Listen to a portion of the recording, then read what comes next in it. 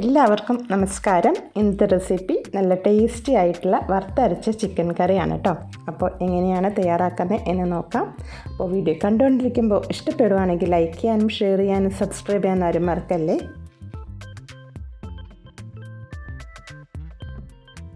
അപ്പോൾ ആദ്യം തന്നെ തേങ്ങ വറുത്തെടുക്കാം. അതിനായിട്ട് ഒരു 1/4 കപ്പ് അളവിൽ തേങ്ങ എടുത്തിട്ടുണ്ട് കേട്ടോ. അപ്പോൾ 1 കിലോ ചിക്കനാണ് എടുത്തേക്കുന്നത്. അപ്പോൾ നമുക്ക് തേങ്ങ നന്നായിട്ട് വറുത്തെടുക്കാം.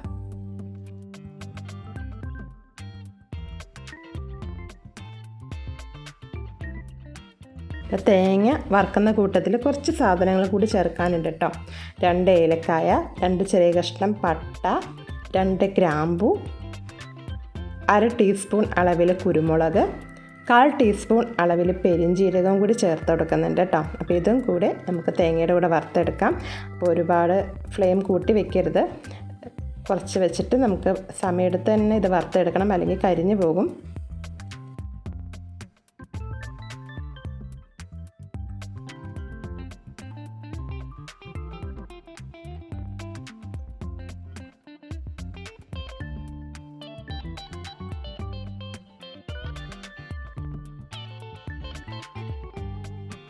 ഇങ്ങനെ നന്നായിട്ട് വറുത്തെടുത്തിട്ടുണ്ട് കേട്ടോ. ഇനി നമുക്ക് ചൂട് കൂടുതലാണെങ്കിൽ ഫ്ലെയിം ഓഫാക്കിയിട്ട് മസാലപ്പൊടികൾ ചേർത്ത് കൊടുക്കാം കേട്ടോ. അപ്പോൾ മല്ലിപ്പൊടി 1 ടീസ്പൂൺ ചേർത്ത് കൊടുക്കുന്നുണ്ട്, മുളക് പൊടി 1 ടീസ്പൂൺ, മഞ്ഞൾപ്പൊടി 1/4 ടീസ്പൂൺ അളവിലാണ് കേട്ടോ ചേർത്ത് കൊടുക്കുന്നത്. അപ്പോൾ ഇതെല്ലാം നന്നായിട്ട് വറുത്തെടുക്കാം. ഫ്ലെയിം കൂടുതലാണെങ്കിൽ ഓഫാക്കണം, ഇല്ലെങ്കിൽ നമ്മൾ ഫ്ലെയിം കുറച്ച് വെച്ചിട്ട് വേണം പൊടികൾ വറുത്തെടുക്കാൻ, അല്ലെങ്കിൽ പൊടികൾ പെട്ടെന്ന് കരിഞ്ഞു പോകും. അപ്പോൾ നമ്മുടെ കറിയുടെ ടേസ്റ്റ് തന്നെ മാറിപ്പോകും കേട്ടോ. ഇനി നന്നായിട്ട് വറുത്തെടുത്ത ശേഷം കുറച്ച് വെളിച്ചെണ്ണ കൂടി ഇതിലേക്ക് ചേർത്ത് കൊടുക്കുന്നുണ്ട് കേട്ടോ. അപ്പോൾ നമ്മുടെ കറിക്ക് നല്ലൊരു കളറൊക്കെ കിട്ടും. ഇനി നന്നായിട്ടൊന്ന് വറുത്തെടുക്കാം. അതിനുശേഷം നമുക്ക് മിക്സിയുടെ ജാറിലിട്ട് നന്നായിട്ട് അരച്ചെടുക്കാം കേട്ടോ.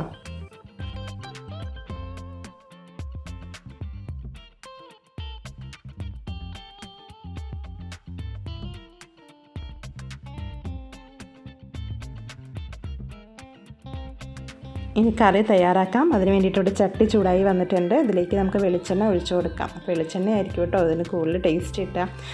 ഒരു 2 ടേബിൾ സ്പൂൺ അളവിൽ വെളിച്ചെണ്ണ ഒഴിച്ചു കൊടുത്തിട്ടുണ്ട്. ഇനി നമുക്കിതിലേക്ക് ഒരു സവാള വഴറ്റിയെടുക്കണം. അതിന് വേണ്ടിയിട്ട് ഒരു വലിയ സവാള ചെറുതായിട്ട് കട്ട് ചെയ്തെടുത്തിട്ടുണ്ട് കേട്ടോ. അപ്പോൾ സവാള ചേർത്ത് കൊടുത്ത് ഒന്ന് വഴറ്റിയെടുക്കാം.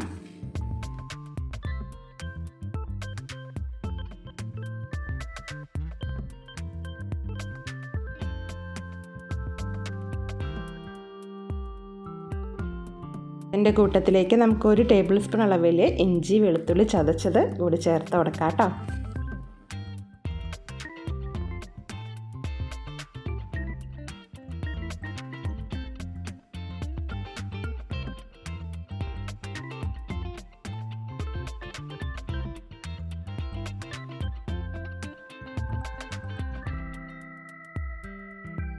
രണ്ട് പച്ചമുളകും കുറച്ച് കറിവേപ്പിലയും കൂടി ചേർത്ത് കൊടുക്കുന്നുണ്ട്. നന്നായിട്ടൊന്ന് വഴറ്റിയെടുക്കാം.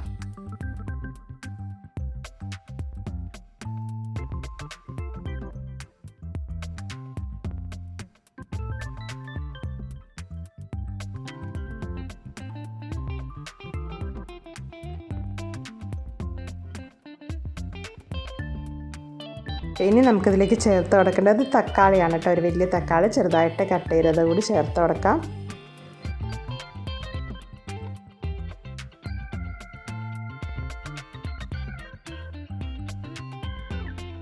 തക്കാളി ഇന്ന് പെട്ടെന്ന് കുക്കായി കിട്ടാൻ വേണ്ടിയിട്ട് ഒന്ന് അടച്ച് വെച്ച് വേവിക്കുന്നുണ്ട് കേട്ടോ. 2 മിനിറ്റോളം ഒന്ന് അടച്ച് വെച്ച് വേവിച്ചെടുക്കാം. അപ്പോൾ നമ്മുടെ തക്കാളിയൊക്കെ നന്നായിട്ട് വെന്ത് ഉടഞ്ഞ് റെഡിയായി കിട്ടിയിട്ടുണ്ട് കേട്ടോ. അപ്പോൾ 2-3 മിനിറ്റ് കൂടി ഇതേപോലെ ഒന്ന് വഴറ്റിയെടുത്ത ശേഷം നമുക്കിതിലേക്ക് അരച്ച് വെച്ചേക്കുന്ന വറുത്തരച്ച് വെച്ചേക്കുന്ന തേങ്ങയുടെ കൂട്ടുകൂടി ചേർത്ത് കൊടുക്കാം കേട്ടോ. അപ്പോൾ അതിലേക്ക് കുറച്ച് വെള്ളം കൂടി ചേർത്ത് കൊടുത്ത ശേഷം നമുക്ക് ഈ കറിയിലേക്ക് ഒഴിച്ചു കൊടുക്കാം. അപ്പോൾ ഗ്രേവിക്ക് ആവശ്യമായിട്ടുള്ള വെള്ളം ഈ സമയത്ത് തന്നെ ചേർത്ത് കൊടുക്കണം. അപ്പോൾ ചിക്കനൊക്കെ വെന്ത് റെഡിയായി കിട്ടുമ്പോൾ നമുക്ക് ആ ഒരു ഗ്രേവി, ആ ഒരു പാകത്തിന് 2 കപ്പ് വെള്ളം കൂടി ഇതിലേക്ക് ചേർത്ത് കൊടുക്കുന്നുണ്ട് കേട്ടോ.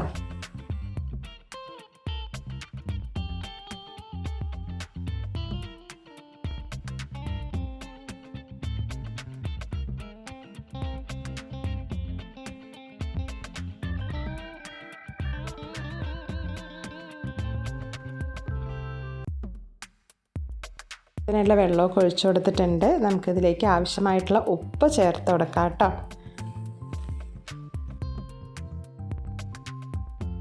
ഇത് അടച്ച് വെച്ച് നന്നായിട്ട് തിളപ്പിച്ചെടുക്കാം. അതിന് ശേഷമാണ് കേട്ടോ ചിക്കൻ ചേർത്ത് കൊടുക്കുന്നത്.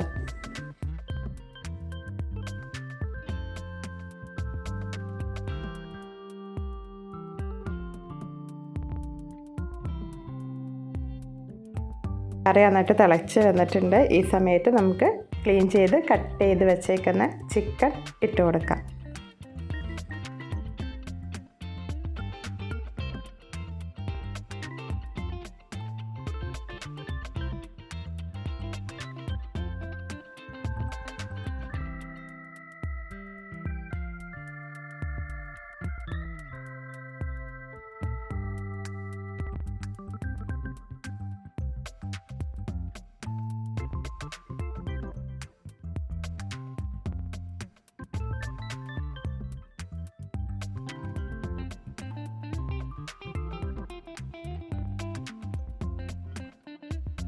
നമ്മുടെ കറി നന്നായിട്ട് തിളയ്ക്കുന്നുണ്ട് കേട്ടോ.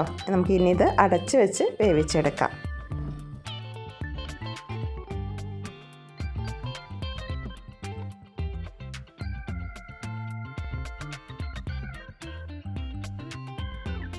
നമ്മുടെ ചിക്കനൊക്കെ നന്നായിട്ട് വെന്ത് നല്ല പാകത്തിൽ റെഡിയായി കിട്ടിയിട്ടുണ്ട് കേട്ടോ. ഈ സമയത്ത് നമുക്ക് 1 ടീസ്പൂൺ അളവിൽ ഗരം മസാല അല്ലെങ്കിൽ ചിക്കൻ മസാല കൂടി ചേർത്ത് കൊടുക്കാനുണ്ട് കേട്ടോ. അപ്പോൾ അതുകൂടി ചേർത്ത് കൊടുത്ത ശേഷം നല്ലപോലെ ഒന്ന് മിക്സാക്കി തിളപ്പിച്ചെടുക്കാം. അപ്പോൾ അത്രയേ ഉള്ളൂ. എന്നിട്ട് ഫ്ലെയിം ഓഫാക്കാം. അപ്പോൾ ആ ചട്ടിയുടെ ചൂട് കൊണ്ട് തന്നെ അത് നന്നായിട്ട് കുറച്ചും കൂടി കുറുകി വരും. അപ്പോൾ അല്ലെങ്കിൽ ഒട്ടും ഗ്രേവി ഇല്ലാതെയാവും. അപ്പോൾ നമുക്ക് ഈ സമയത്ത് ഫ്ലെയിം ഓഫാക്കാം കേട്ടോ. എന്നിട്ട് നമുക്ക് അടച്ച് വെച്ച ശേഷം കുറച്ച് നേരം കഴിഞ്ഞ് നോക്കുമ്പോഴേക്കും നമ്മുടെ കറിയൊക്കെ എണ്ണയൊക്കെ തെളിഞ്ഞ് നല്ല സൂപ്പറായിട്ട് റെഡിയായി കിട്ടിയിട്ടുണ്ടാവും. റെസിപ്പി എല്ലാവരും തയ്യാറാക്കി നോക്കുക. നല്ല ടേസ്റ്റാണ് കേട്ടോ. ഇത് എല്ലാ പലഹാരത്തിൻ്റെയും റൈസിൻ്റെയും ഒക്കെ കൂടെ കഴിക്കാൻ പറ്റിയ നല്ലൊരു ചിക്കൻ കറിയാണ്. അപ്പോൾ തയ്യാറാക്കി നോക്കിയ ശേഷം ഇഷ്ടപ്പെടുവാണെങ്കിൽ ലൈക്ക് ചെയ്യാനും ഷെയർ ചെയ്യാനും സബ്സ്ക്രൈബ് ചെയ്യാനും ആരും മറക്കല്ലേ.